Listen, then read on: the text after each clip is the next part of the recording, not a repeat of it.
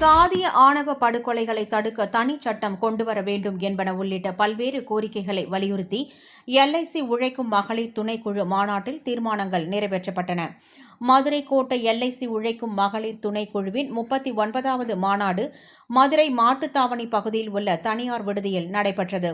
இந்த மாநாட்டில் பாலஸ்தீனம் இஸ்ரேல் போரில் குழந்தைகள் பெண்கள் கொல்லப்படுவதை கண்டித்தும் அதிகரித்து வரும் பெண்கள் குழந்தைகள் மீதான பாலியல் வன்கொடுமைகளை கண்டித்தும் தீர்மானங்கள் நிறைவேற்றப்பட்டன.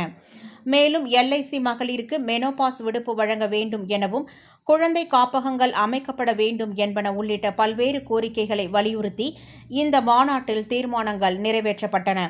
இதில் அமைப்பாளர் சித்ரா உள்ளிட்ட நிர்வாகிகள் கலந்து கொண்டனர். மத்தியில் ஏகாதிபத்தியத்தினுடைய அந்த போர் வெறியின் காரணமாக நடைபெறக்கூடிய அந்த போர் எல்லாவற்றிலுமே பெண்களையும் குழந்தைகளையும் மையமாக வைத்து பெண்கள் மீதும் குழந்தைகள் மீதும் வன்முறைகள் கட்டவிழ்த்து விடப்படுகிறது.